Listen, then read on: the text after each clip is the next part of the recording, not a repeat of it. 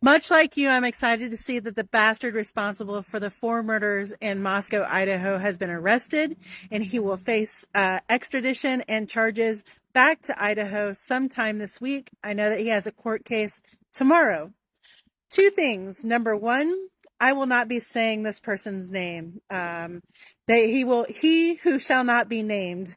And I also will not be putting his face all over my TikTok. I just don't feel like I want to glorify him any more so than he's already being glorified in the media and on social media. So we're just not going to subscribe to that. Okay.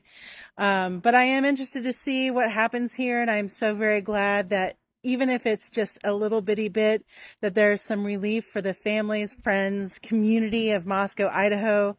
Hopefully y'all can sleep a little bit better at night.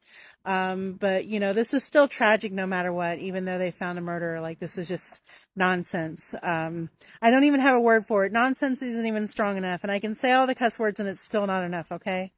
So what I do want to talk about is some things that I've been talking about concerning these murders on my TikTok. And this is Friendship Square Park.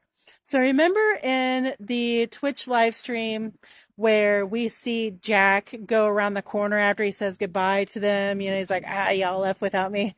And he went around the corner there, and I was just curious as to what was around the corner, why he would go around there. So there are some apartments, and there's just like an area where people go to sit, have food, to chill out, etc. It's just like an area there. And this is Friendship Park. And I think that says Ecclesiastic Rick there. So there is a video on my TikTok, a little video about what this whole scene looks like, but I just took this snapshot here to prove a point. So if I were, say,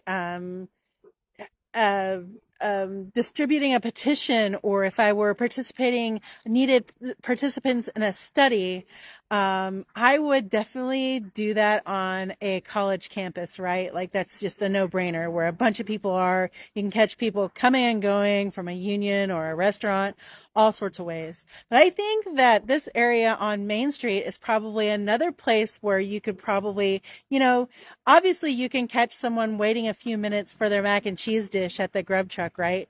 So there would be a lot of people on a good night standing around that you might could have a conversation with, or some of them might actually just take their food and go around there in Friendship Park and eat.